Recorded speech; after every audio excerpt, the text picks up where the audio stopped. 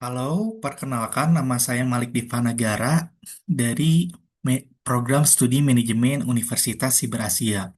Video ini saya buat untuk memenuhi ujian akhir semester mata kuliah Estetika Humanisme dengan tema yakni Industri 4.0 dan Society 5.0. Dalam video ini, saya akan membahas beberapa hal mulai dari perkenalan singkat, lalu memahami konsep industri 4.0 dan society 5.0, refleksi dari pengalaman saya pribadi, hingga opini, lalu diakhiri dengan kesimpulan. Perkenalkan kembali, nama saya Malik Divanagara, mahasiswa program studi manajemen Universitas Siber Asia. Pada saat ini saya bekerja di Direktorat Jenderal Bea dan Cukai. Jadi pemilihan Industri 4.0 dan Society 5.0 karena saya pribadi mengalami secara langsung dalam pekerjaan saya sehari-hari. Selanjutnya, eh, untuk memahami konsep terlebih dahulu bahwa Industri 4.0 adalah era di mana otomasi, big data, Internet of Things dan kecerdasan buatan mengubah cara manusia bekerja dan berproduksi. Fokus ada pada mesin, sistem, dan efisiensi. Sedangkan Society 5.0 merupakan konsep yang diperkenalkan Jepang hadir sebagai jawaban atas kekhawatiran bahwa industri 4.0 terlalu berpusat pada teknologi dan bergeser peran manusia. Society 5.0 menegaskan bahwa secanggih apapun teknologi, manusia harus tetap menjadi pusat.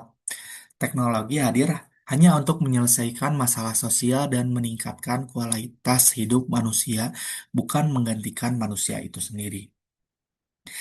Jadi, jika saya sederhanakan, industri 4.0 bertanya apa yang bisa dilakukan teknologi, sementara Society 5.0 bertanya bagaimana teknologi bisa melayani manusia. Sebagai contoh kontrasnya, pabrik dengan robot otomatis yang bekerja 24 jam non-stop itu merupakan wajah industri 4.0. Namun, AI yang membantu lansia untuk hidup mandiri dan aman di rumah itu merupakan contoh Society 5.0. Teknologinya sama canggihnya, tapi tujuannya adalah memuliakan manusia, bukan hanya untuk mengejar efisiensi. Dari pengalaman saya pribadi, sebagai petugas yang mengawasi kepatuhan perusahaan kawasan berikat, saya menyaksikan langsung transformasi ini, di mana apabila dahulu pengecekan melalui dokumen fisik satu persatu, tentunya akan memberikan celah kerawanan atas keterlambatan dan human error.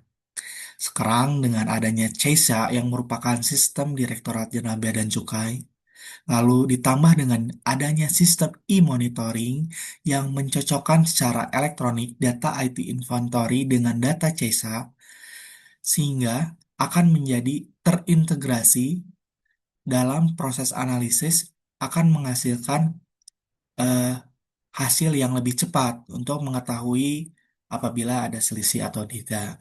Contoh konkretnya, apabila kita ingin mengecek bahan baku, apakah sesuai dengan barang jadi, petugas cukup membuka e-monitoring, lalu mereka akan mengetahui resume mana sih yang selisih dengan adanya teknologi tersebut.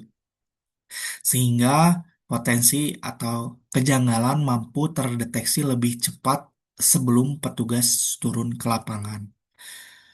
Namun, itulah yang menjadi poin penting yang ada kaitannya dengan estetika humanisme. Teknologi yang tadi saya sampaikan sangat hebat dan membantu petugas bea dan cukai, tapi ia tidak pernah bisa berdiri sendiri. Sistem itu hanya menyajikan data, sehingga apabila terdapat indikasi kecurangan, tetaplah petugas yang harus turun ke lapangan untuk memverifikasi secara langsung. Saya pernah menyusun materi pelatihan untuk petugas sanggar, misalnya. Saya menekankan bahwa secanggih apapun teknologi, tetap petugas harus memahami konteks, memiliki penilaian, dan memiliki integritas. Itu persis dengan semangat Society 5.0. Teknologi bukan tujuan akhir, tapi alat agar manusia bisa bekerja lebih baik dan lebih adil, fokus hanya terhadap eh, pertimbangan yang membutuhkan manusia, seperti etika, kebijaksanaan, dan empati. Contoh sistem hanya memberitahu adanya selisih, tapi apakah selisih itu murni kesalahan administrasi atau adanya indikasi kecurangan itu dapat dideteksi oleh kebijaksanaan manusia.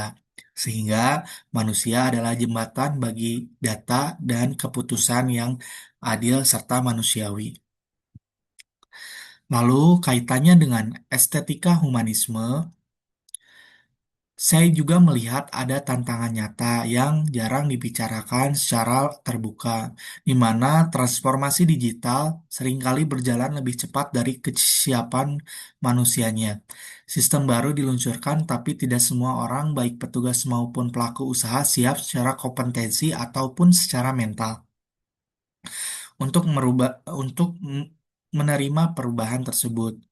Menurut saya pribadi, justru di titik inilah mata kuliah estetika humanisme berperan penting untuk menemukan relevansi secara langsung bagaimana humanisme sejak awal adalah paham yang menempatkan manusia yang memiliki akal budi, martabat, dan nilai-nilainya sebagai pusat dari segala sesuatu, termasuk ketika kemajuan zaman sangatlah pesat. Dan estetika di sini bukan hanyalah keindahan, tapi cara manusia hidup, berpikir, dan mengambil keputusan itu sendiri. Nah, industri 4.0 itu sebenarnya mungkin adalah ancaman bagi humanisme itu sendiri ketika efisiensi dan kecepatan sistem dijadikan satu-satunya ukuran keberhasilan. Manusia perlahan bisa direduksi hanya sekedar sebuah operator atau input mesin, bukan lagi subjek untuk berpikir dan bertanggung jawab atas adanya sistem tersebut, malah menjadi menyesuaikan diri dengan logika sistem. Banyak pemikir humanis itu disebut dengan dehumanisasi teknologi. Sebenarnya Society for Vento itu lahir justru sebagai koreksi atas ancaman itu. Menurut saya, bentuk humanisme yang paling nyata di era digital adalah Society 5.0, menegaskan yang dimana tidak boleh teknologi secanggih apapun menggantikan penilaian, tanggung jawab, dan nurani manusia. Di titik inilah letak keindahan yang sesungguhnya menurut estetika humanisme. Bukan pada kecanggihan algoritma, tapi keseimbangan antara manusia yang memegang kendali dengan etika dan keadilan. Nah, saya juga melihat sendiri bagaimana ketika saya bekerja, sistem e-monitoring ini cepat mendeteksi selisih data, tapi ia tidak memiliki nurani yang mampu menimbang apakah selisih itu murni kesalahan administrasi atau indikasi kecurangan dari perusahaan. Itulah mengapa humanisme yang sesungguhnya diuji untuk agar petugas manusia tidak kehilangan perannya sebagai penentu nilai. Jadi, opini saya sederhana, tidak boleh berhenti mengadopsi teknologi, tapi kita juga tidak boleh lupa berinvestasi pada manusianya melalui pelatihan, pendampingan, dan budaya kerja yang adaptif. Sebab keindahan sejati dari kemajuan bukan terletak pada mesin yang makin pintar, tapi pada manusia yang tidak pernah kehilangan kemanusiaannya di tengah kepintaran mesin itu sendiri.